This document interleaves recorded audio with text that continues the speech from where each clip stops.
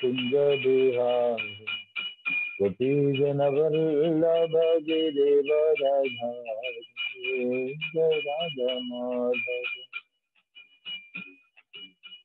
Gopi Janavallabha Giridharadhari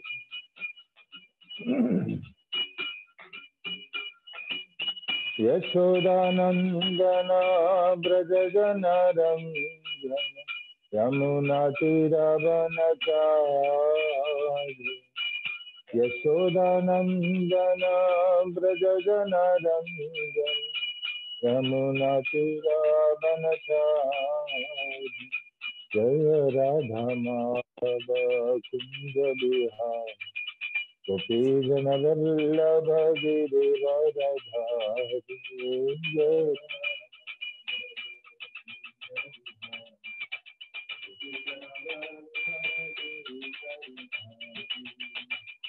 Jai Shri Krishna Chaitanya Prabhu Nityananda Shri Advaita Gadadhar Srivasadi Gaur Bhaktivedanta Jaya Shri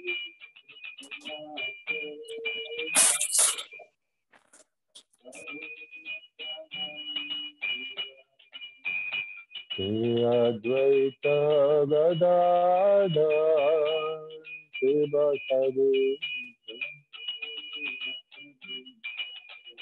Jaya Shri Krishna Chaitanya Prabhu Nityananda Shri Advaita Gadadhar Srivasadi Gaur Bhaktivedanta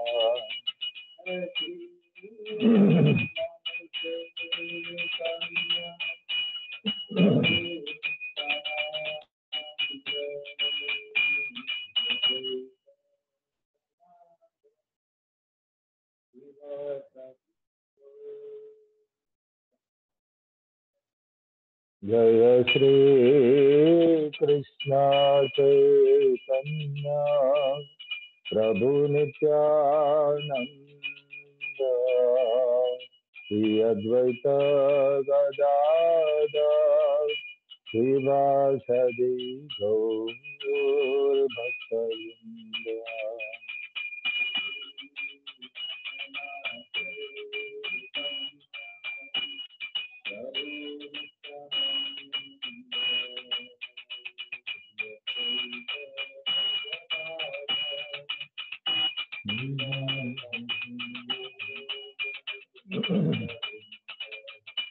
Hare Krishna,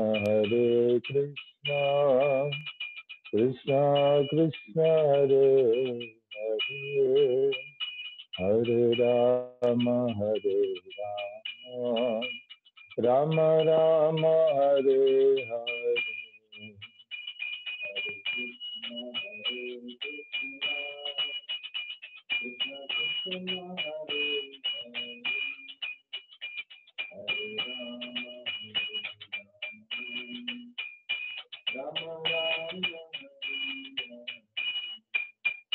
Hare Krishna, Krishna Krishna, Hare Hare, Hare Rama, Rama Rama, Hare Hare.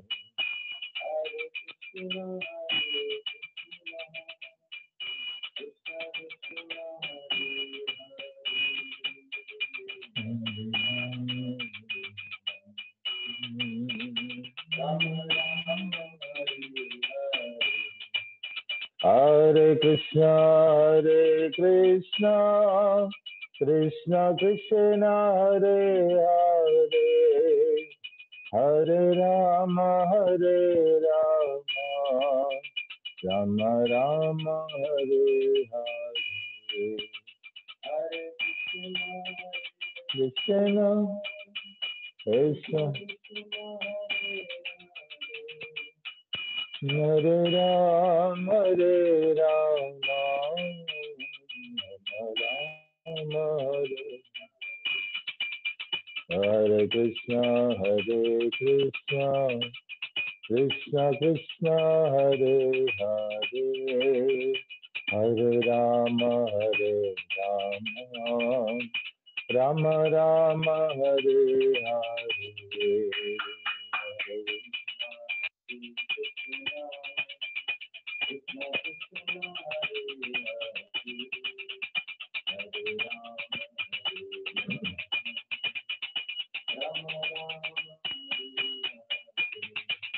Jaya Radha Madhava, Radha Madhava Radhe.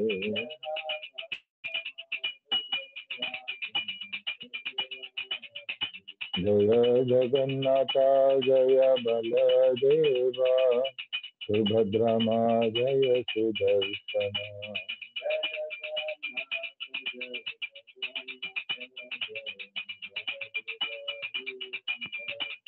Jaya Gopal Dev, Gopal Dev, Gopal Dev, Jaya Gopal Dev, Gopal Dev, Gopal Dev. Jaya Gauranita, Jaya Gauranita. Jaya Prabhupada, Srila Prabhupada. Jaya Jaya Sripad, Sripad, Sripad, Sripad.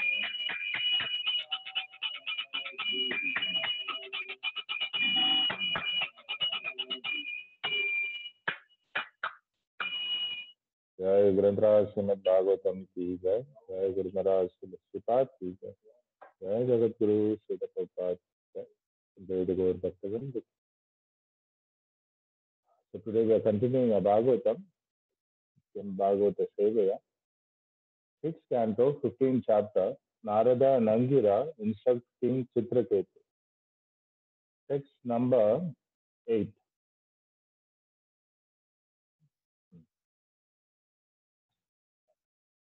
Deha Dehe Om Namo Bhagavate Vasudevaya. Om Namo Bhagavate Vasudevaya. Om Namo Bhagavate Vasudevaya. Narayanam Namaskritya Naram Chaiva Narottamam Devim Saraswatim Vyasam Tato Jayam Budiraye. Nasya Prayeshu Abhadreshu Nityam Bhagavata Sevaya. Bhagavate Ruttama Sloke Bhaktir Bhavati Naishiki. Text number 8. Deha Dehe Vibhagoyam. Deha Dehe Vibhagoyam. Aviveka Krita Pura. Aviveka Krita Pura. Jati Vyakti Vibhagoyam. Jati Vyakti Vibhagoyam. Yata Vastuni Kalpitaha.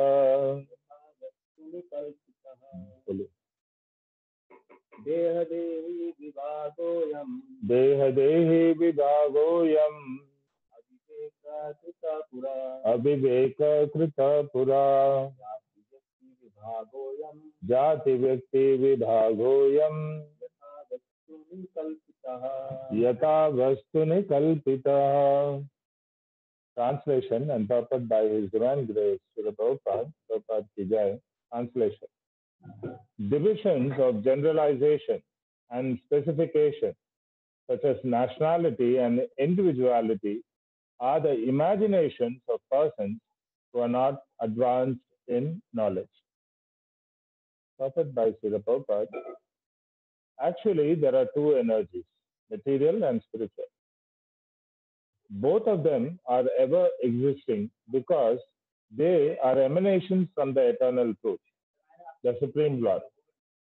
Because the individual soul, the individual living entity, has desired to act in forgetfulness of his original identity since time immemorial, he is accepting different positions in material bodies and being designated according to many divisions of nationality, community, society, species, and so on.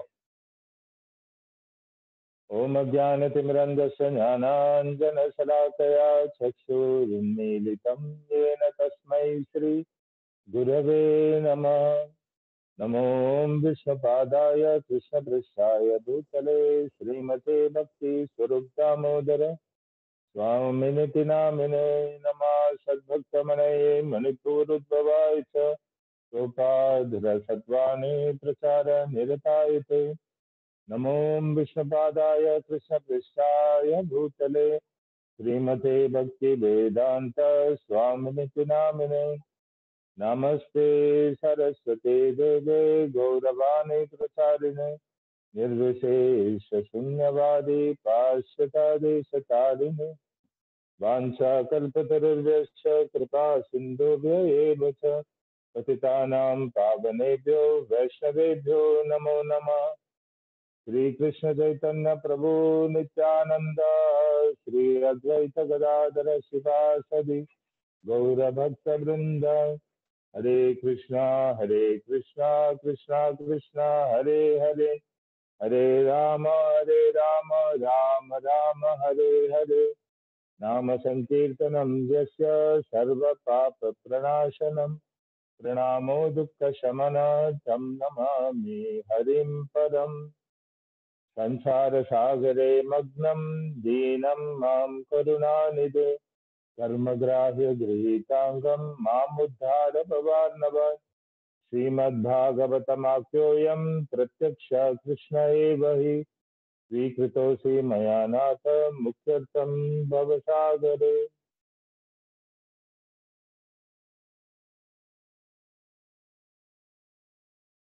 So, Bhagavatam, we are continuing this chapter. Narad Muni and Angira Muni, both of them, they are instructing our King Chitraketu. Right? He is very much upset and he is completely depressed because his only son, after so many years, he's had one son, and that one only son has been poisoned, and now he is lying dead. So everybody is lamenting, and these Sadhu Mahatmas, Narad Muni and Angira Muni, they are coming on the scene, and then they are instructing King Chitraketu, why you should lament. This is the whole point there. The material life means lamenting and hankering. They are trying to, enlighten King Chitraketu so that he will stop his lamentation and he will understand that, there is nothing in this material world that is actually worth lamenting about. So they are describing, how this body is such a temporary thing. And then, whatever divisions, generalizations, specifications, this individuality, nationality, all these things, whatever, is manifest in this material world that we see is actually it's a imagination. This is what they're saying. The imaginations of persons who are not advanced in knowledge.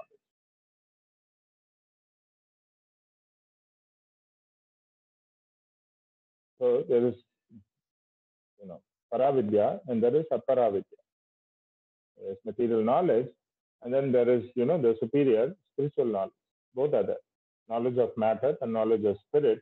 And there is a lot of varieties both in matter and there is a lot of variegatedness in the spirit.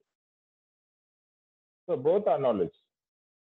But it is mentioned very specifically that there are different degrees of knowledge, and the opposite of knowledge is ignorance, right? So these degrees, different degrees of knowledge, it's like, in the Bhagavad Gita, Krishna is saying, if you know what is matter and spirit, that is jnana. Kshetra, kshetragya, jnana. Like you said, deha and dehi. Deha means the body, the field of activities, and dehi, the proprietor of the body. The same thing, kshetra. Kshetra means a field of activities, a place like Dharma Kshetra, Kurukshetra, like that. And then kshetragya. Kshetragya means the person who knows, the body, whatever is happening. So one is matter and the other one is spirit. This knowledge, Krishna is saying, simply if you understand this much, Even this much is very confidential. This is not an ordinary thing. To understand that I am different from matter, that I am spirit soul, even this basic fundamental knowledge, this thing that I'm a conscious unit, I'm a quantum of consciousness, even this much knowledge, this is not something very ordinary. This is very confidential. Most people, they think they identify with the body. They think I am the body. Now, the next level is more confidential knowledge that both this matter and spirit, the soul, both of them, they are emanating from the Supreme Lord, the Supreme Personality of Godhead, Supreme Life, Sri Krishna. And Krishna has his own opulences and diverse energies. They are interacting in a very wonderful way. This knowledge about the Supreme Lord, about Bhagavan, this is more confidential. Even in knowledge, in the Paravidya, even in like superior knowledge, Aparavidya, you have these things. And then finally, we have most confidential. And the most confidential thing is the dealing between the tiny, insignificant soul. All the souls are actually Vaishnavas, right? They are all devotees of the Lord. They are bhaktas. And then the more confidential knowledge about Bhagavan, the relationship between the Bhakta and Bhagavan, this is the most confidential aspect which is mentioned in the Vedic literature. So these three are gradations of knowledge. Now, the opposite of that is ignorance, avidya. And, there is a very wonderful description about avidya in the Upanishad. Prabhupada has given such a wonderful purport. This is slok number 9 from the Upanishad, saying, Andam tama pravishanti ye avidyam upasate. Anda means like gross ignorance. Tama means again same darkness or ignorance. We say, what is that? Ajnana timirandasya, we say, right? Ignorance, this darkness, timirandasya, this kind of darkness of ignorance. Pravishanti, people enter, ye, those, avidyam upasate. So there are people who worship this nations, this kind of people who worship ignorance. These people, they go to the darkest regions of ignorance. And then, tata bhuya iva te tamo yau vidyayam rata. But, the Prabhupada is, the translation, Prabhupada is saying, worse still are those who are engaged in the culture of so-called knowledge. So there is knowledge. The opposite of it is avidya or ignorance. This ignorance will lead, those who are worshipping and cultivating ignorance will go into the darkness regions of ignorance, the most deep cross ignorance, they will go into those regions. But he's saying that worse still, even this avidya, people who are worshipping avidya, people who are cultivating this kind of ignorance, these people, worse than that is those people who are engaged in culture of so-called knowledge. And Prabhupada is giving a very wonderful purport. He's saying, there is this mantra is offering a comparison between the study of Vidya and Avidya. You should know what is knowledge and what is ignorance. And Prabhupada is saying, Avidya is undoubtedly dangerous. Being ignorant is not a nice thing. Although they say sometimes ignorance is bliss, but this bliss is not going to last. Sooner or later, reality is going to come and slap you. So this cultivation of this ignorance is dangerous. But Prabhupada is saying Vidya or knowledge is even more dangerous when it is mistaken or misguided. There are 4 categories of people, Prabhupada used to say. The foolish, the intelligent. And under the foolish, there is a lazy foolish. There's a very active foolish. Under the people who are foolish, who are cultivating ignorance. And then among the intelligent people, those who are very smart, again, there are 2 categories. There are those who are very active intelligent, and then there are those who are lazy intelligent. So Prabhupada was describing all of them. Pretty obvious. Those who know, they know, intelligent and foolish people.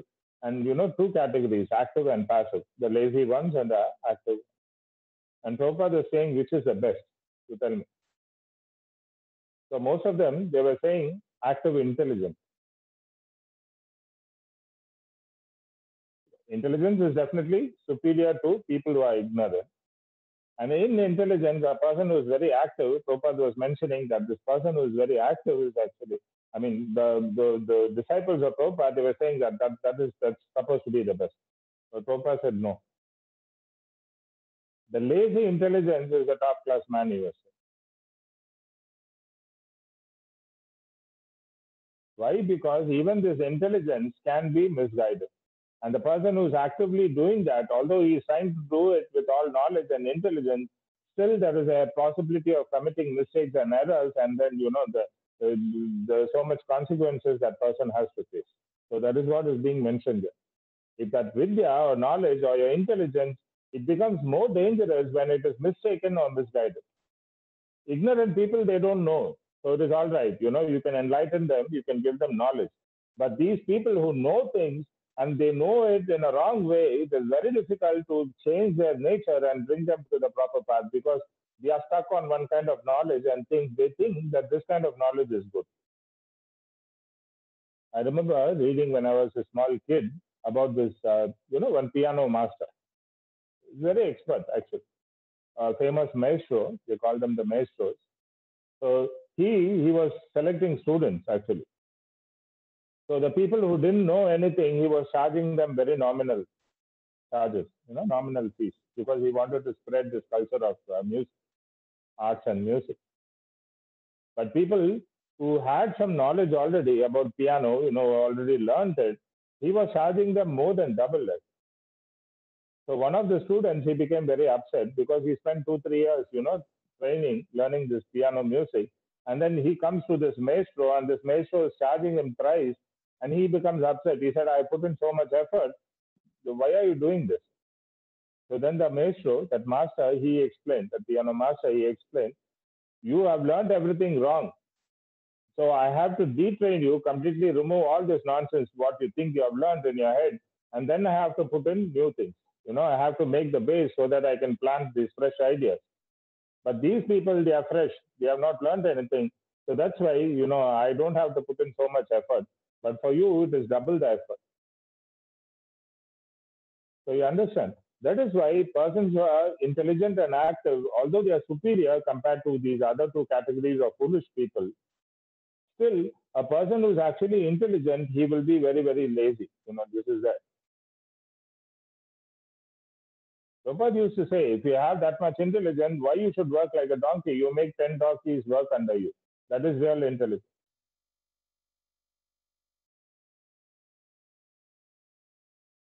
So the idea is that although one may have developed intelligence, if that intelligence is not properly guided, in a bona fide way, in a very authoritative way, in a very, convincing way, that thing is not guided, that intelligence, this very intelligence can become much, much more dangerous than an ignorant person.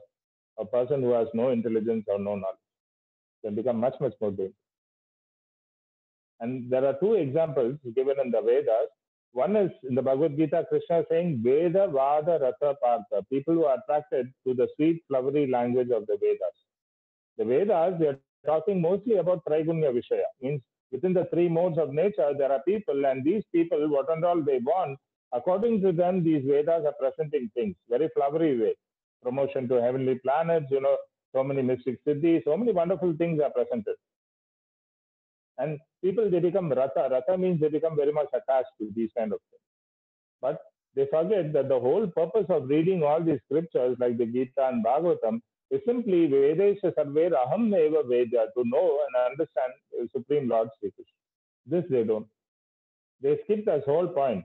They think, okay, maybe this is something part and parcel of this thing. But they highlight all these unwanted things like going to heavenly planets, getting kind of Ashtasiddhis, so many other things they will focus on.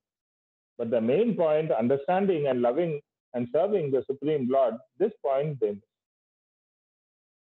So one is Vedavada Rata Partha, and the second example, the same Bhagavad Gita, it said, Mayaya Apahrita Jnana, Maya Aparta Jnana.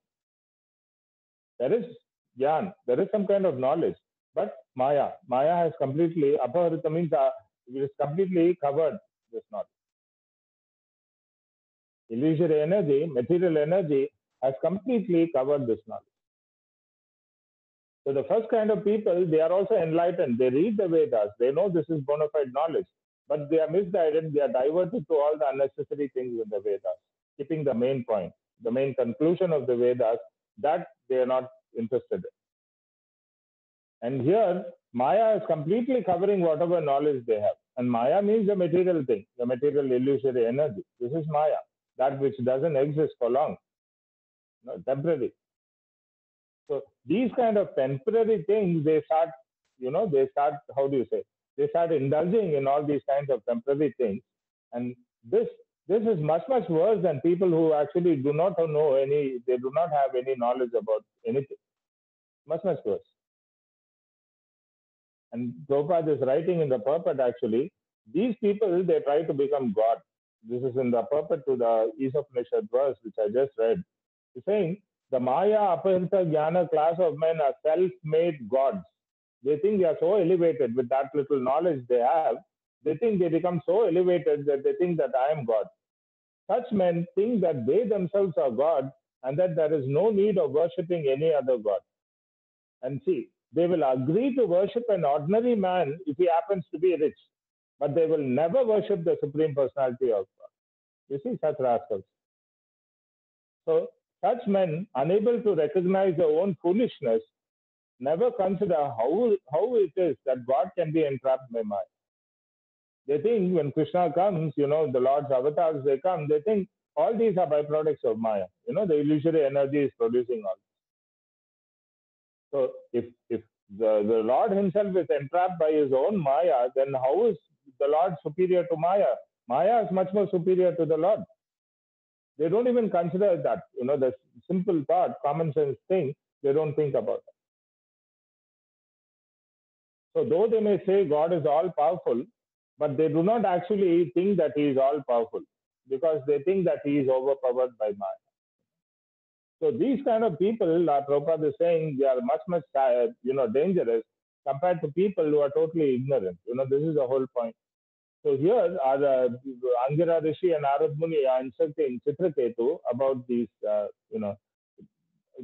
this whole thing, whatever we are undergoing, this material world, this bewildering web of names and forms and, these collaborations of all these things, this is all imagination, they're saying. This is because it's like Prabhupada used to say, it's like a daydream and a night.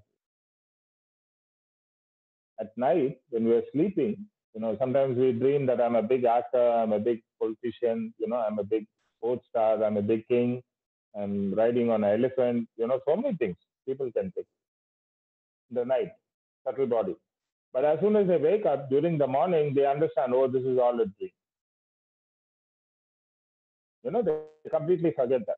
Now, during the daytime, when you're conscious, because you identify with the body without proper knowledge, people are ignorant. They think I am the body. So they think, okay, I'm a male, I'm from India, I'm from South India, I'm American, I'm this, I'm that, I'm a doctor, I'm a patient, I'm this, I'm that, engineer, so many things, so many designations.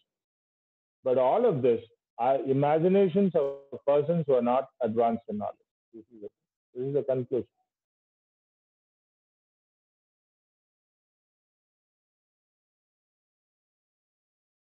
So they are trying, Narad Muni and Angira Rishi, they are trying to actually bring out Chitraketu from this lamentation, saying that you're thinking that this is your son, all this is a temporary thing, this is all in your mind, this is the imagination. You try to overcome this. You try to overcome this bodily concept of life. Try to overcome this lamentation because of this cross, being misguided and identifying yourself with the body and the bodily products.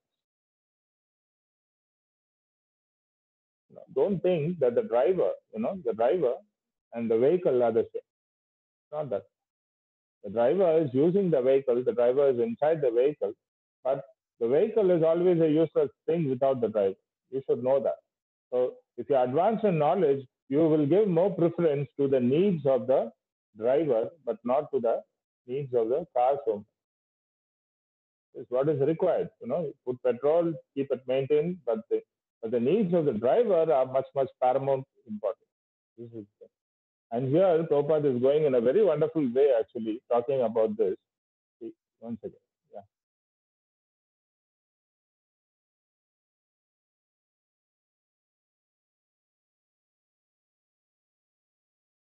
Prabhupada is saying in the purport to this East Upanishad slok that the whole civilization, right, this whole modern civilization, material civilization, it is simply a patchwork of activities to cover the material miseries.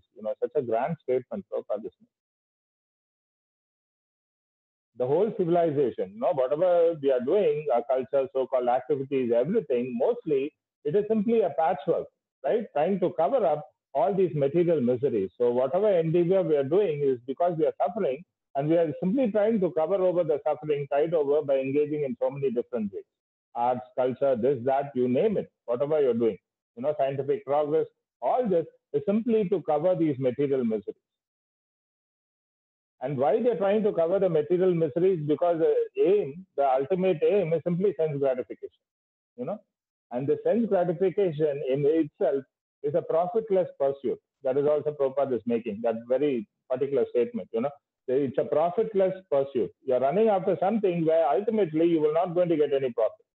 You invest so much time and energy for sense gratification, but because you're not the body, you're wasting your time basically. You're not going to get any profit. And then Prabhupada is saying, but education means you should understand above the senses is the mind, because the mind is controlling the senses. And above the mind is the intelligence. And above the intelligence is the soul. So these spiritual values of the soul, this is a statement Prabhupada is saying, that the spiritual values of the soul, if you don't cultivate that, then you are simply cultivating ignorance. Simply cultivating ignorance. And according to the Vishnu Puran, it's mentioned that material energy is avidya or nascent and is exhibited in fruitive activities for sense enjoyment. So suppose somebody is indulging in sense gratification, more than what is needed, then it is understood that this person is cultivating avidya or ignorance. Basically, what he is doing is that he is a diseased person, materially diseased, and then he's aggravating this disease. Why? Because of a lack of knowledge, proper vidya, and then he is rather cultivating this ignorance more.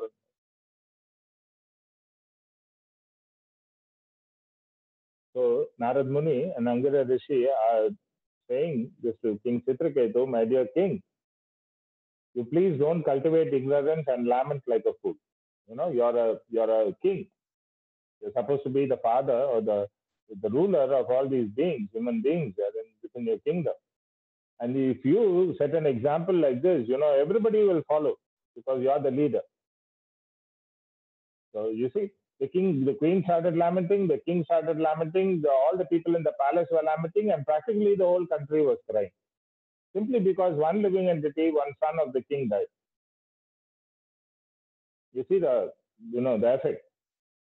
One after another, the sequel. So he's saying because you are in a responsible post, you please wake up. You don't be like this. You please cultivate knowledge. Don't be ignorant fool.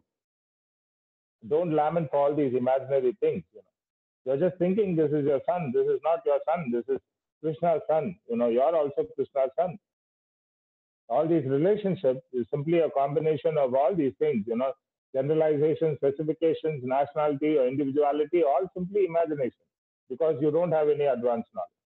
So we are giving you this advanced knowledge. You please wake up from this. Wake up from this kind of, this ignorant slumber. You please wake up, open your eyes to the reality, and then, you stop your lamentation. Don't cry over all these things. Don't waste your time. A wise person neither laments for the living nor the dead. Don't do this. Excuse me. So this is the mercy of the saintly person. Why? Because the saintly people, they are very much concerned with the welfare of everybody. It's not that they are targeting just the king. This instruction is in the Bhagavatam. It's meant for everybody else. that one should transcend these modes of material nature. One should actually wake up to this day and night dream, wake up to the reality, and one should understand that there is an existence beyond all this phantasmagoria. And when one comes to that stage of reality, then his real life begins. Like so long the driver is within the car, he can only do so much. He can turn the steering wheel, he can put on the lights, maybe he can, drive the car to a particular destination. But when he gets out from the vehicle, right, then his real life starts. Then he can do so many wonderful things. He can go swimming, he can go playing, he can do so many things, actually. But while within the car, within the bodily vehicle, there's only so much accomplished. So if you're going to simply focus on the car and you forget the needs of the driver, then you are simply cultivating ignorance. This is what these rishis are. So then there is this, very important part. Actually, any object, right, whether it is a living entity or whether it is a material object, there are certain things, how we know that. So there is naam, there is a name, there's a particular name to given to everything, like this is a tablet, so, we say this is a tablet. There's a name. Rupa, there's a particular form. It looks like this. This is a Samsung one, so much length, breadth, dimensions. There's a particular form. Nama, Rupa, Guna. Guna means there are qualities, characteristics, we say. Like, chemical composition, they say salt is that. So salt means then it should supposed to react like this. It dissolves in water. It tastes salty. There's so many qualities there. And then finally, there is guna and lila. Lila we say for the Lord, but we say activities. The activities of that particular object or person or whatever. How it reacts in different, environments or with different other things. So these four, nama, rupa, guna, and, the activities, pastimes or lila. So how do you know this is a paper? Because it has a name. It's a particular form. And then, there are certain qualities a paper must possess. And then finally, how you use it, the way you put it in engagement. All these will give you an idea about the paper. This is a paper, this is object. Same thing with a person, with anything in this material. But because we are seeing only the external features, right? The external features, because we are so much focused on that. So people who are advanced in knowledge, they consider this as ignorance. They say this is ignorant. This is an ignorant person. But when you are able to go beyond all these external features, and you come to the core part, the most essential part, the vital part of it, when you are able to come to that, then you are in the real knowledge. You are advanced in knowledge. But otherwise, with the small limited time we spend on this planet Earth, right? With the small limited amount of time we spend on planet Earth, observing a chain of events, a sequence of events, and with whatever little experience, with the imperfect senses, whatever knowledge we are gathering, with that, to come to a conclusion about anything, to come to a proper conclusion about anything is next to impossible. So we just accept. Somebody says this is paper, we accept, yes, this is paper. Somebody has already said. But if you trace back, you go back to the original source where all this is coming from, then ultimately you have to come to Krishna, the origin of all knowledge, the origin of all the scientific knowledge. You have to trace back, you will go back, this is the original. But this, less intelligent people, they don't try to actually go there to find out the cause of all causes. They don't do that. Our Rishi Munis, our Narad Muni and Angara Rishi are prompting him in that direction. You think, your son and your relationship with your son and your kingdom and your wife, this is your all in all. No, mister, this is not your all in all. There is something beyond this. And then you go more beyond this. You go beyond, you come to the ultimate cause. And you see, simply because they are convinced about that spiritual reality, when these sages speak, this king also was able to wake up from that, slumber of lamentation and he was able to understand the reality. And later on, you see, he becomes a very wonderful devotee. So all we need is that we need this proper guidance, right? The proper knowledge, the proper guidance, so that the person will immediately accept, because this kind of knowledge is not something you can argue about. It is beyond your scope. Even material knowledge, to gain material knowledge, there are so many things that we cannot understand by ourselves. We just accept some authority or the other. The physics professor said, so I accept. Quantum means there is probability. Now, what kind of probability, that they don't know. So they're saying there is a black hole, we accept. Nobody has practically seen, but physics is saying there is black hole. I used to argue, if there is a black hole, there must be a white hole also, probably. Can you contradict me? No, you cannot say like that. There's no scientific backing beyond that. But you see, so many things are there. There are so many things which confuse a person. But when real knowledge is handed over, a person has to accept that without arguing. Because this knowledge which is coming in the parampara is actually scientific. It is beyond our rational and logical mind. So we just simply accept it. You can test it out. You can try it out, whether there is truth behind that. But even that, it will become very difficult. If I'm saying I'm Atma and you look at my body and you think, oh, he's saying that he's Atma, how will I understand that? We accept. Because the scriptures are saying any living being who is conscious, there is a soul behind. So overcoming this ignorance, because we already have some kind of material knowledge instilled into us, is a very, very tough process. The snake by itself is dangerous, right? But the snake has a money or a very precious jewel on its head, the snake becomes even more dangerous. So it's like that. People who are ignorant, they cause problems, because of the ignorance. But then if they have the so-called knowledge, whether it is scientific, any department, if they have this knowledge, then because they're misguided, you see, they will, instead of solving a problem, they'll create 20 more problems, and they are more dangerous than people who are ignorant.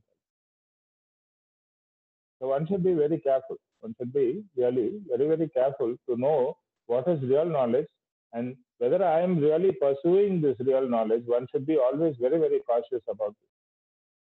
Because sometimes this vidya can be disguised, and you can be misguided so very nicely. You think you're doing the right thing, but actually the entire result is in a very wrong direction. So one has to be very, very cautious, and one has to always cross-check whether the sadhu, shastra, and guru, all the three of them are, they are favorable for this kind of cultivation of knowledge or any activities thereof. One should be very, very careful and cross-check. Am I doing the right thing? Am I learning the proper thing? Otherwise, you waste your time getting a very wrong idea instilled in your head, and simply to wipe out that habit of thinking about these wrong things, to make it in the proper way, to bring to the habit of thinking about the right things, it becomes so, so very difficult.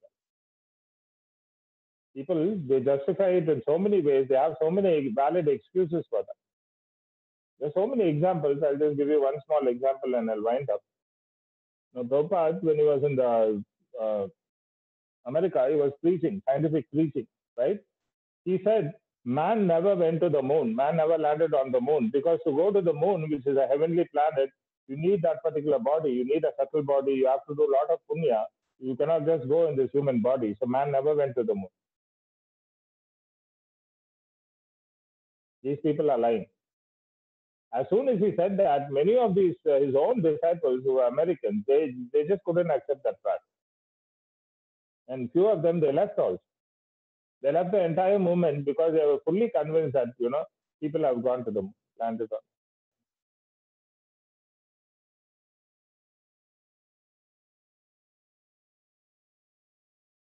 And then Prabhupada gave this example. You calculate the distance between the Earth and the moon planet.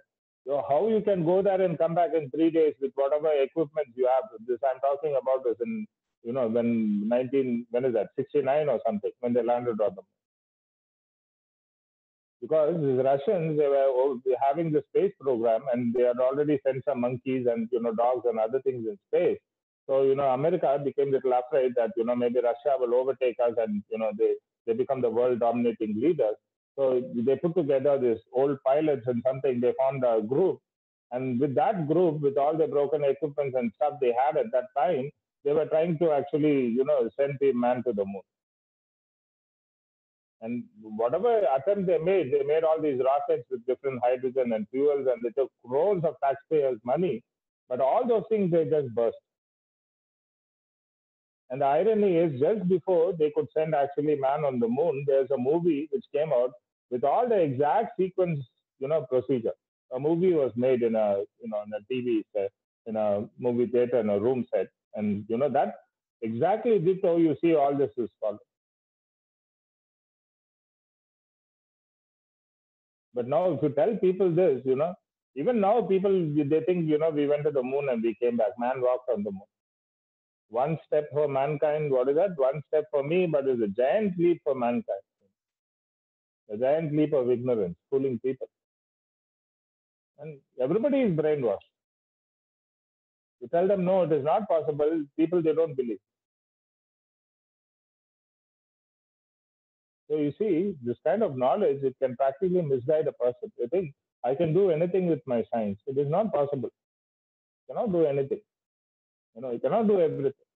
There are certain domains of knowledge which is beyond your rational mind. The Guru Maharaj used to say, beyond whatever speculation you can make, it is beyond. There is a particular domain of knowledge, and it is superior. It has to come down, descend to us, and it descends by the mercy of all the saintly persons, by the mercy of the Lord. So these saintly people, they are giving that kind of mercy to Chitraketu, and you see, Chitraketu Maharaj is taking full advantage of that. That is the most wonderful thing. A king, he can be puffed up. I am a king, and he can behave in any way. So he was given the sun, and now the sun is dead. The sun is removed, and then they are showing this is reality. Material world means this is what is bound to happen. There is no profit in pursuing about all these relationships, right? So I will wind up here. Thank you very much for your patient listening. And I'm in Navdeep Dham, so if all of you are free, you can please come. We have a nice program. Chita Prabhu is arranging. Brahaspati Maharaj is also welcoming all the devotees. So those who want to come and take advantage of a Gaur Purnima festival, you please come. You're most welcome. Thank you very much. Hare Krishna. Any questions, comments, are most welcome. Hare Krishna, Prabhuji. I love the way Govinda Maharaj was saying, please bless me with your words. Maharaj was saying. Very nice. Yeah. Yeah. So, if anyone is having any question, they can raise the hand and ask His Grace Madan Manohar Prabhuji.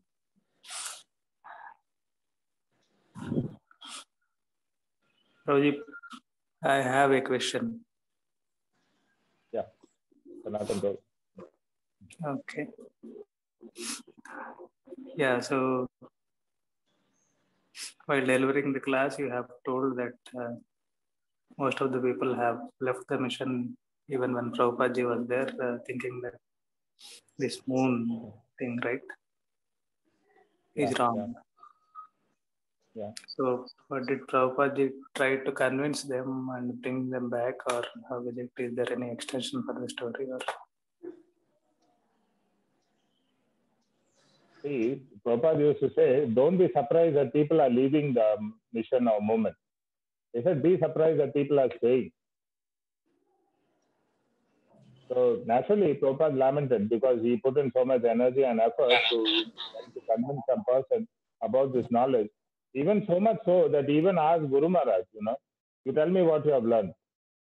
And then, Guru Maharaj said, Krishna is the Supreme Personality of Godhead. We are all his tiny servants, and we have to serve the Supreme Lord under all circumstances.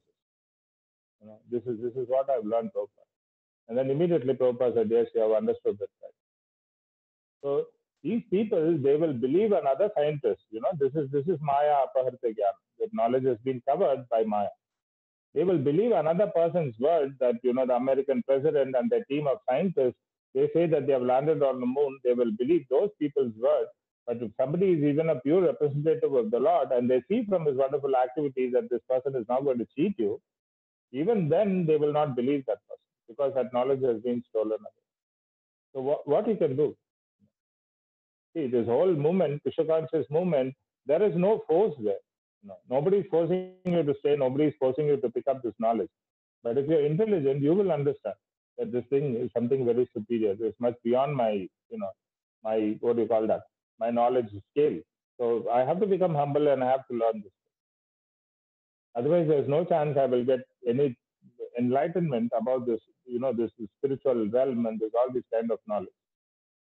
So those people, because the ego stood in the way and because the knowledge has been covered, they left. And Prabhupada lamented, I couldn't save this person. And as far as possible, he gave all the arguments to try to convince them. But naturally, because they were stuck on that thing, they were just stuck with that knowledge, they couldn't go beyond that. So this is the problem. This way you need to be a Mahatma, even a Mahatma, you have to be broad-minded. Now, what to speak about becoming a top-class devotee and a Vaishnava, this is, Bhavanam Janmanantam. After many, many years of cultivation of, with proper knowledge, then maybe one day, one goes and surrenders to it. It's not an easy thing. Not an easy thing at all. Prabhupada was merciful even to these people. He tried to request them to come back. You please come back. Whatever it is, you stay with the devotees. But, those who left, they left. Later on, maybe they realized. Maybe they realized because this association with a saintly person, right, it never goes in vain. Guru Maharaj used to say, even if they don't understand what you're doing, it's all right, you do something spiritual because at least in the next life, Krishna will give you a chance. We were just discussing here among the devotees, like Maharaj used to go to Tripura and these places, hilly regions, and practically walk the whole area. And everywhere you go, he tries to install some Jagannath deities or teach these people, this is how you sit, you do this ashman, you chant this Mahamantra, whether they are accepting or not. Sometimes the sadhus, they are so merciful. They give that knowledge and they say, it's all right.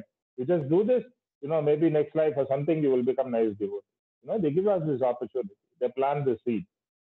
So the seed was planted there, but, we have to do the watering. We cannot expect that, the Guru will come and do everything for us. Spoon feeder. So Prabhupada even went to that extent. Guru Maharaj went to that extent. This is how they are merciful, right? And if one is acknowledging that this person is merciful, he's not cheating me, then, one will get the grace of the Lord. Otherwise, it's very difficult. You make him an ordinary person and you think he's giving you mundane knowledge, just to get you to work under him, then, you're losing. You're losing all the benefit of gaining spiritual knowledge. This is what happens. Many of them, they left. Yeah, thank you, Roji. So what is the root cause? Maybe like it is putting forward our thoughts rather than listening from the seniors, is it not? Or what is it? See, they are not convinced. They are not convinced by Prabhupada. That was a simple thing. But they were more convinced with their own, nation, their own people, the scientists, the president is saying. So they were more convinced with those politicians and those scientific community, but they never thought that this is scientific knowledge and it is coming directly from the Lord. So there cannot be any fault in that. They didn't think like that. They were not convinced of that. And devotees, usually they think, it is my mistake that I couldn't convince this person. Maybe my preaching was wrong, the way I said it was wrong. And Prabhupada also, he was trying to, maybe they went to Rahu planet, but they didn't go to the moon planet. Prabhupada was, coming down to that level also. But there is interplanetary travel. There is a mention in the Bhagavatam where during another Buddha's time, there was interplanetary war. People were going to different planets and they were fighting with, spaceships and all that, airplanes and all that. It is mentioned. In the Bhagavatam, it is mentioned. But not this time, not this Kali Yuga, no. But, they were not broad-minded. They were convinced more about, their own people. So they thought, I know better than him. What we can do? In South, we say, the Shishya has become more than the Guru. They call that Guru Mar Vidya. You learn something from the Guru and then you think you're more advanced than the Guru and try to finish him. This is what happens. Yeah, thank you. Yeah, it's a very dangerous thing. Yeah, Balramji is having a question. Balramji, please. Hare Krishna, Prabhuji. Dandavat Pranam. Do you hear me? Yeah, okay. I have a similar question. So, Yeah. I mean, all this fight between, let's say, different, let's say, component of different groups, it's basically, we say, ignorance. Yeah? So let's say arts people, they criticize science people that they cannot go to the God. Science people, they criticize arts people, you don't know anything about this stuff. All this comes because of ignorance. But the knowledge that they acquire is nothing wrong. So that means the problem is distinguishing between aparavidya and avidya. So there is the point. I mean, let's say Prabhupada criticizes scientists, but I think scientists are nothing doing wrong if they are learning also, let's say, spirituality as well as they are doing the aparavidya. But I mean, the avidya comes there and that haunts the people. So could you distinguish that the avidya and aparavidya are different, isn't it? Prabhupada was very emotional. He said, I don't have any fight with the scientists. They are wonderful people. They are working so hard. They're gaining knowledge. They're doing so many nice things. He accepted that. We are also using whatever they gave us, from scientific knowledge. But why they say there is no God? This thing I'm always saying. I don't know, they can say, but why do they say there is no God? This was the whole point Prabhupada raised with regard to things. Then he will say they are actors. Because you see, I'm a living person.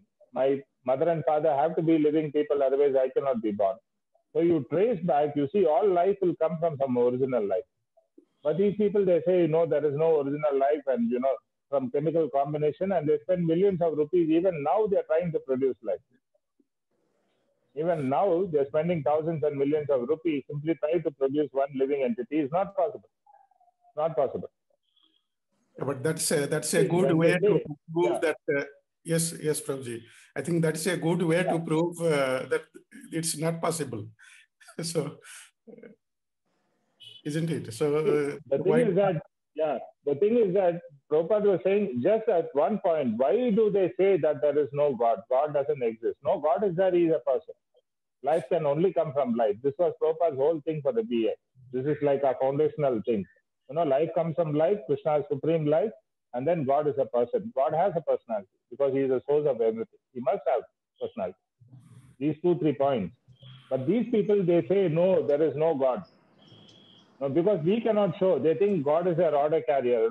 We have to do some experiment in the test tube and show them, see, Krishna is here. Yes, Prabhuji. My main question was, could you distinguish between this avidya and aparavidya? Aparavidya, yeah. See, the main thing is that spiritual knowledge is eternal. It is always the same.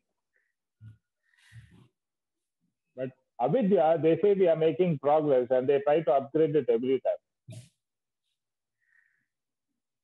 You see, science, they say we are progressing, right? We don't know everything, they accept. Scientists who actually know, who really know stuff, they accept. Yes, Prabhuji. I think that's also vidya, aparavidya. But if that creates something that blocks in our vision towards spirituality, then that becomes the avidya. But I'm the acquiring knowledge, that will be within the aparavidya. That's nothing wrong, isn't it? The process, you mean, of acquiring knowledge? Yeah. There's ascending process and a descending process. We accept the descending process as more authoritative. It is coming from superior sources. But scientists, they mostly rely on this ascending process of acquiring knowledge, and that is problematic. That is very problematic. The problem, I don't understand. There's only up to a limit they can go because they cannot experience everything. They cannot know everything. Limit, isn't it? Then they understand, isn't it? Do you hear me, Prabal? They understand what? Please repeat that. Yeah, so if the scientists are doing something, but if they are doing it without any envy or without anything just to prove, let's say, we cannot create living entities, then they will understand it. But I mean, that is within the Vidya. But Apara Vidya. But I mean, if that creates some envy and that blocks our vision towards spirituality, then we say that will be Avidya. But there is a certain difference between Avidya and Apara Vidya. So what the scientists are doing are, I think, if they are not envious or they are not against God, then that will be Apara Vidya, not Avidya. No, it's not all the scientists. Prabhupada is mentioning some particular scientists, not everybody. Not everybody is so atheistic. But he said, if I have any grouse with science, with the science and scientific knowledge and everything, it's simply when people start denying the existence of God. Even if they say that, I don't know whether God exists or not, I'm still okay with them. But as soon as they say there is no God, and they're using their scientific knowledge and endeavor to prove that, by trying to create life and, so many other ways they try to prove the non-existence of God, then Prabhupada becomes upset with them. Otherwise, he's okay with science. Prabhupada said, we really appreciate what you're doing. You're doing so much for the benefit of humanity. Your knowledge is vast, And Prabhupada also used to say, I'm not a scientist. I'm not a scientist. I cannot speak about all these things. But then I know what I'm learning from the Parambara, that this is right. So this is what I'm presenting as it is. So this is the thing. So scientific inquiry, if the scientific inquiry is not resulting in the glorification of the Supreme Lord, right? Then that scientific inquiry or that scientific advancement in knowledge is actually a vidya. If it is not resulting, leading you to the Lord, to spiritual life. Yes, also, I mean, even if within spirituality or within scientific world, no one can prove that God is there, because we have this faith. We don't know whether this is. I mean, one cannot prove, one sector of people cannot prove in any way that God is present in some physical form. This is our faith, and according to the faith, we are working. Yeah. But see, our faith is logical, right? You're seeing a living being is producing a living being. This is practical everyday experience thing you're talking about. Where is automatically life coming from stone? Prabhupada used to ask like this. So when I'm saying there is one original life, why is that you people have problem with that? But they have problems because their faith is completely different. And they think they can prove that, and they're trying to disprove this theory that life comes from life, but they cannot do that. So long they're not being able to do it. Every time they try to do something, they are being signed, but still they will not accept. They are so stubborn like that. People like this, Prabhupada was, he used to call them rascals. These rascal scientists. But otherwise, Prabhupada, like those who are agreeable, Prabhupada was very favorable. He even started this BI, Science and Spirituality, because he said, in the future, everybody will be thinking in a very scientific way. You just cannot say that soul is there. You have to prove it very scientifically that the soul is there. Things like this. So he said, you are the scientist, you do this job. You convince people in a very scientific way. You talk in a scientific way, proving that God is there. This was a job entrusted to the DI thing. And we are requesting everybody, you please come and you help us convince these people. Because many of them, they are the leaders and they're misguiding people in the wrong way. Yes, Prabhuji, yeah. Very nice. We don't want that. We don't want that to happen. So we are requesting them, you please come forward. You somehow, with arguments, with any way, you prove that scientifically God exists. Mathematically, physically, chemically, however you can, biologically, you prove that with your knowledge, your life is successful. This is Harikirtan. This is glorification of the Lord. Because you're using all these talents, whatever you have, for the seva of the Lord. Hare Krishna. Very nice. Yeah. Thank you very much, Prabhuji. Hare Krishna. Yeah, thank you, Vallabhi, and thank you, Madan Manohar Prabhuji. Our Nilmada Prabhuji is having a question, Prabhuji, please. Yeah. Hare Krishna, Prabhuji. Dandavad Pranam. Hare Krishna. Nilmada, Hare Krishna. Hare Krishna. My question is like, so if a student understands this knowledge, like, actually it's become very, student is studying in science institute, and if he understands this thing, there is things are not actually the factual things, they are very limited. So how we can continue is what even to pursue any knowledge we require faith, right? So how the student can still put faith on his professors. So did you get my Oh, question? I understood some part of it. You're trying to say, like, if you're going to doubt all these people, then, how are you going to, how am I going to study science and, make some Yeah, because advancement in my field, to right? study we need so This is much what, courses every day we will do, right? So if we know that the gravitational whatever we study courses in whatever things, we know that if we either, so the year actually the faith of the student tossed up, like if we so on one side if we knows this fact that Krishna is the supreme personality of Godhead, and uh, our constitutionally we have to execute our service to serve the him, Lord. and Yeah. another side we are studying science, and okay, these are factually this professor like we don't have like this body of knowledge actually is very limited, and it's going to be anyway not very useful. It has use, it has applications, but in concern to the individual soul, it doesn't have much exist, it doesn't have much thing.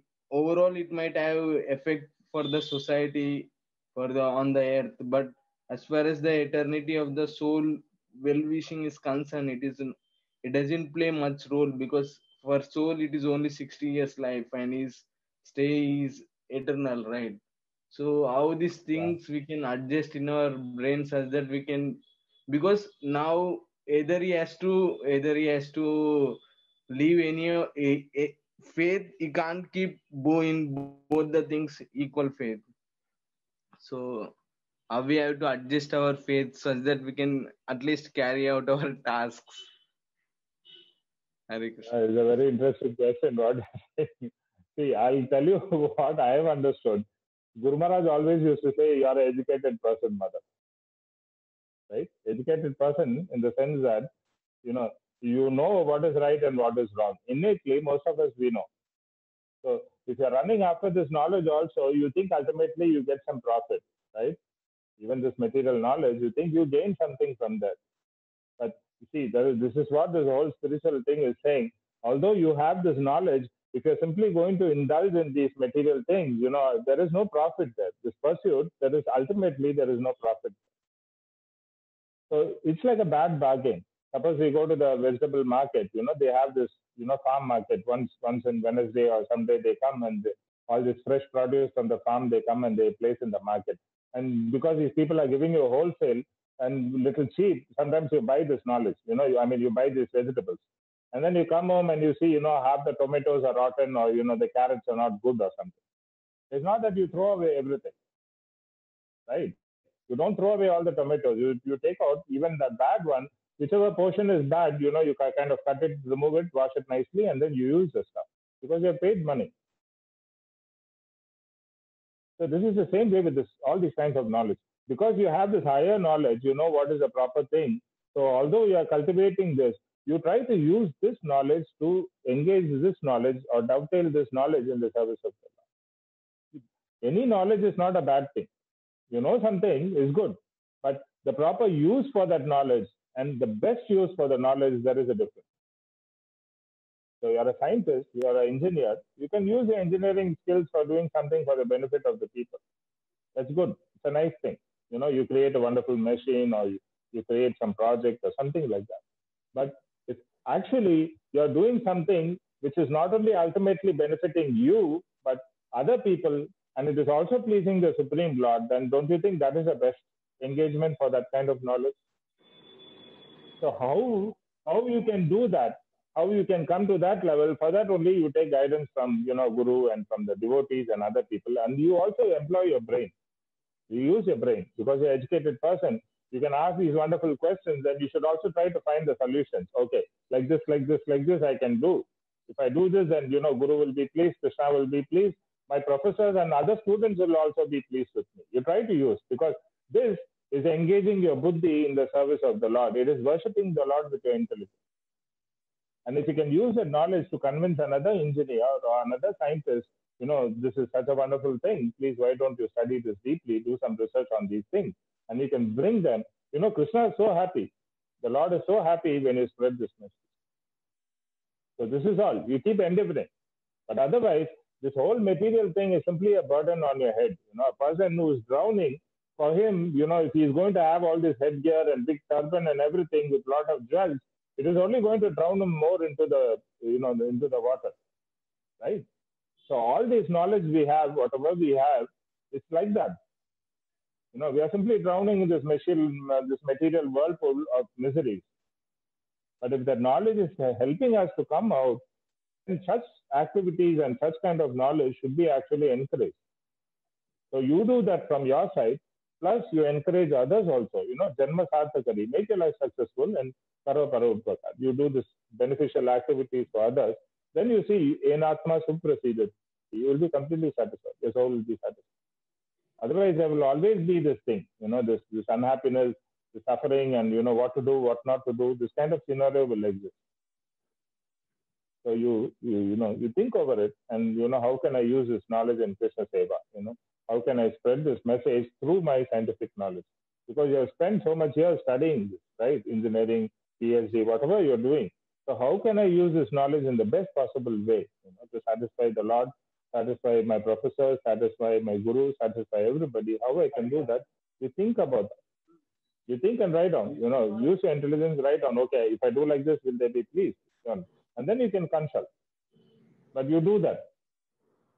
But if you start doubting immediately, samsaya atma vinashati. Even materially, spiritually, it is the same result. If you don't have faith in the person and you start doubting that person and the process, then vinashati. Completely you'll be destroyed. So no, if you're doing this, you do this. But then take these baby steps. Let me somehow use this knowledge in this way. So you ask for guidance and then you do it. That way, gradually, one day you'll come to the platform where you can give up all these activities. You see, ultimately, one has to give up, whether you like it or not. So gradually, slow and slowly, you can come to that one stage where you can give up. Maharaj is such a scientist, right? He's a great scientist. The American president, he used to go consult with the professor of Guru Maharaj for any major science projects in America. It was such a wonderful thing. If Maharaj had gone into the scientific world, he would have become very famous, earned crores of rupees. But why did he give up all this? So we don't say like that, you give up. We say you try to rather engage this thing or dovetail this knowledge and this scientific activities to try to dovetail in Krishna Seva so that, your life will become perfect. It's a science. It's a science. There is a theory, there's a practical. I can talk so many theories, but the practical aspect, ultimately, you will have to, pray to the Lord, get His blessings, and then you will be able to. It has to come by the combined mercy of Guru and Krishna. So you pray to Guru Maharaj and you pray to God. My Lord, please give me that intelligence so that I can, engage this knowledge and whatever I've learned like this in your best possible way in your service so that I can ultimately make you happy. Right? Actually, here I just want to ask,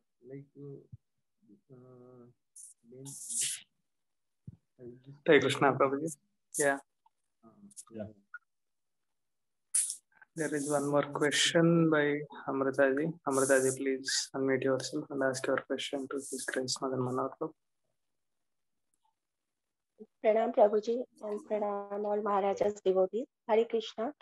My question is similar than like previous, but a little difference that, and it's a wonderful lecture also, but a little difference of question that, yes, when there is a light of spirituality in an educated person also, then they have to use their education, either it is a scientist, or in any field, they have to use it in the Krishna consciousness and related to it. But sometimes it happens that as we know that in order to survive in our practical way or in the material world, we have to study the practical knowledge, whether it is a study of engineering or doctor or scientist, but we have to study and we have to make a career also. in order to survive. But sometimes it happens, and when we become a champion or gold medalist in this field, in material field, and then under the pressure of this materialistic knowledge, sometimes our heart blocks to take the real essence of the spirituality, to take the real essence that Krishna is all in all, that we are all the angs of Krishna, and the educated person, then a more educated person, even in eyes of the materialistic people, and they didn't want to accept this because of the so much knowledge. Then in this field, the ignorance, as you say, that ignorance is better than knowledge. So then in this field, the knowledge becomes a blockage to gain the real knowledge, gain the real knowledge of eternity. But though we have to study, though as a devotee also we have to, my daughter and everybody, you have to study. Yes, I have to study because we survive in this material world. Then what is the option that even in the materialistic world also, even though the study of also the light of spirituality is also flashing in our heart, that okay, how is it possible? Because sometimes, yes, when we send our daughter or our son in school also, then there is a except that her result will be better, she will be first, she will be gold medalist or anything. But as they grew in stairs in the materialistic life, in more knowledge, more gold medalists, more successful in this life, more in education, this, the humbleness of their heart, sometimes the humbleness of their heart is cover up. And so always it is necessary. Then even it's our faith or our even a spiritual even a spiritual master come as a Sri Guru in our life, and they will flourish and they will enlighten our heart. But always, is it possible for everyone that someday the spiritual master or Sri Guru will come in our life and they will enlighten our heart, and they will say that what is real and what is fake? So even if it is not real, if this knowledge is not real, then why we have to pass through all these things? Yeah, you see, this is a intelligent person. He thinks like that. See, actually, nothing is impossible. A person, everybody, by God's grace, we are all qualified to do anything we want. But if we want to run after these temporary things, we'll be simply wasting our energy, and then ultimate result will be zero. So when one becomes little intelligent, then he tries to do this impossible thing, getting out of Maya's clutches. He puts in his full effort there, thinking that this is my eternal job, this is my eternal function to serve the Supreme Lord. Why should I, spend and waste my time doing all these other nonsense activities which are not really making me happy? Because unless you come to the platform of serving the Lord, which is a natural function of the soul, one cannot be happy actually. One cannot be fully happy. Nor he will be satisfied. You can try. You can try in so many different ways, but all these things will only land up in frustration. So when one becomes intelligent, right, this is the thing, this advancement of knowledge, right? And then when one becomes fully convinced, not just knowing thing or understanding thing, fully convinced means that one has realized this thing. When one becomes fully realized, then one will just stick to spiritual activity. So we are trying to gradually promote people. Immediately you cannot jump from this platform to that platform. It's very difficult unless that person is like super duper intelligent or he's gained the full mercy of the Lord or some pure devotee of the Lord. Otherwise, it's not possible. So at least gradually, but we make an effort in the right direction so that one day we will be there. Otherwise, because we are in the material world, we have to deal with the body and with the mind and everything. Whatever is required, whatever is basically required for maintaining the body and soul together, we must do. We cannot neglect the body or these things, these other activities. But our focus should be gradually more and more towards this eternal thing, to the needs of the soul, to the needs of the Lord, like that. when we are moving in the right direction, one day these things will become possible. Ye prayaso, prayas, by doing some kind of effort. Jito api trailoka. That is the thing. Brahmaji is giving. He's saying, Jnane prayasam. With all your knowledge, you are doing prayas. Prayas means you are endeavoring, right? You're working very hard. Udapasya namanta hevai. He's saying, rather than using all your knowledge to try so hard for this, you become little humble. And then, Jivanti Sanmukaritam Bhavadiya Vatam. You just listen with, humility to Sanmukaritam. People who are saintly people, your devotees, you listen to them, Vartam, the words spoken by the Lord and other pure devotees. You just simply listen in a very humble frame of mind. Then, Stane Sthita, you can be wherever you are. Whatever stan, whatever place you are situated. You're a housewife, somebody's a doctor, somebody's an engineer, somebody's a street sweeper, no matter. Stane Sthita, be where you are. Shruti Gatam, you listen to what is the final destination of all the Vedas. You hear that very nicely. This is my ultimate goal. And then Tanvan Manobi, whatever you can sacrifice. Your Tan means if you can do some.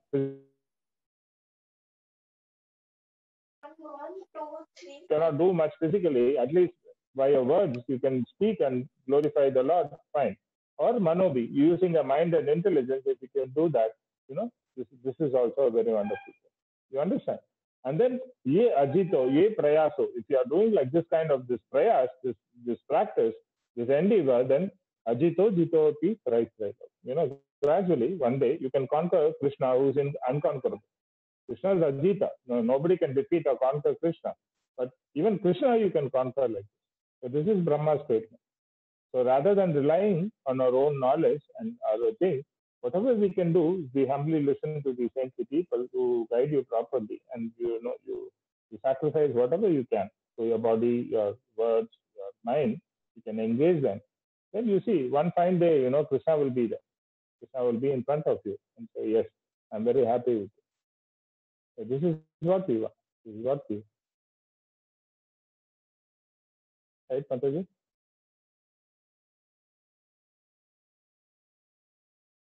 Hare Krishna?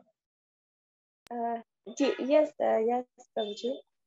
But sometimes it happened that when suppose there is a doctor, a famous doctor, and if we tell him, okay, that there is a Krishna consciousness and we have to realize this, and the answer will be that, okay, but कि गरीबों की मदद करना, and the doctor is the most beautiful profession than any other thing, because ये ये जीवन बचाता है सबका, and in order to serve we have to, yes, Krishna, then in order to serve the jiva, and even in their when they are in difficult position, then doctor is very necessary.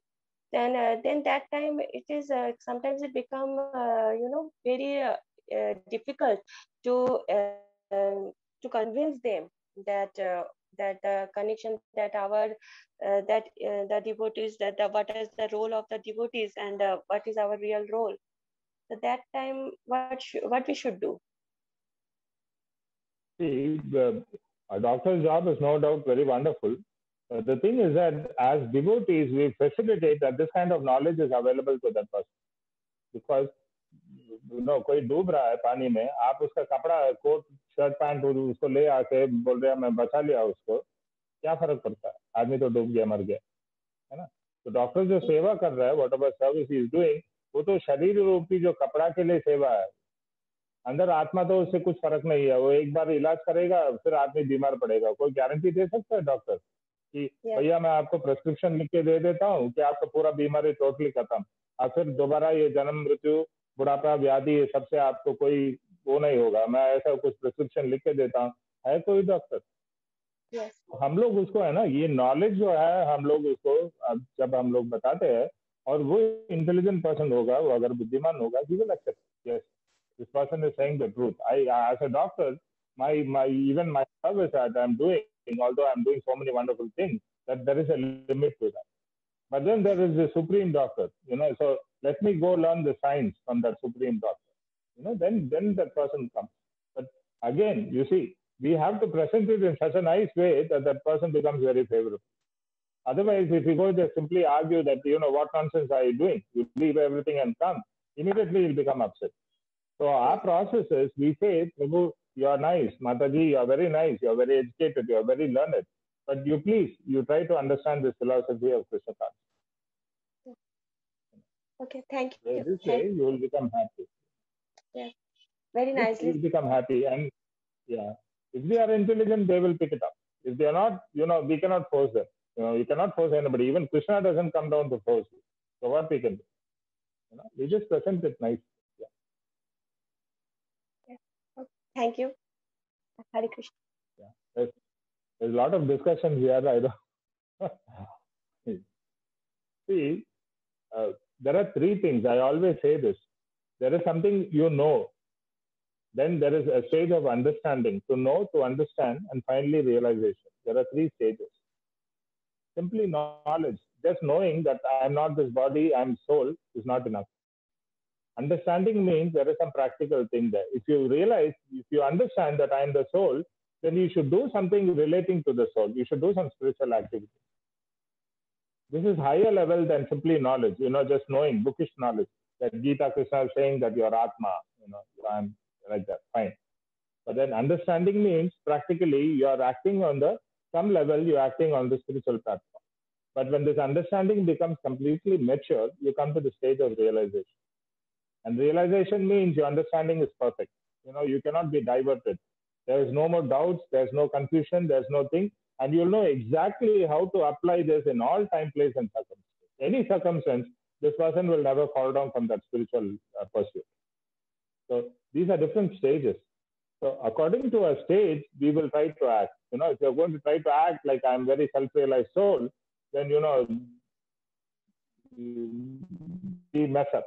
We create more problems. So according to one's level of understanding or, the stage of realization, if one is presenting things, and if he is doing it in a very pleasing way, anybody will be attracted to this process. At least we must endeavor, because if you put in an effort and do it with the right spirit, Krishna will definitely bless you in that way. See, this person is like this, is working so hard.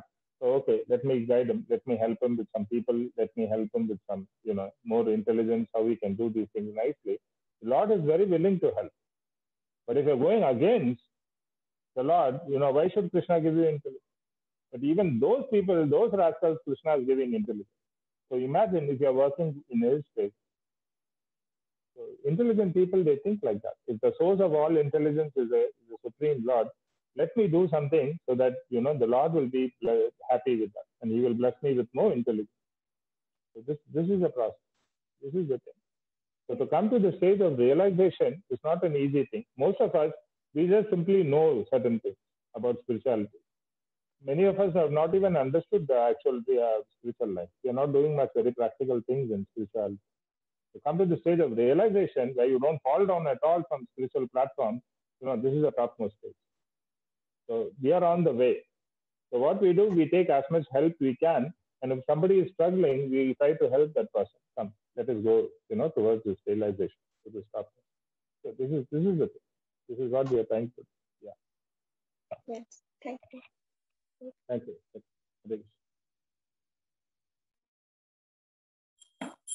Yes, thank you, Prabhuji. It is already 9:30. Maybe we can conclude for today. Brahmaraj Srila Sripad ki jai. Jai Guru Srila Prabhupada ki jai. Jai Srimad Bhagavatam ki jai. Jai B.A. Bhaktivedanta ki jai. Jai. Hare Krishna. His Grace Madan Manohar Prabhu ki jai. Thank you, Ananda, for joining. Thank you for the wonderful class and lively question and answers. See you all in tomorrow's class. Hare Krishna.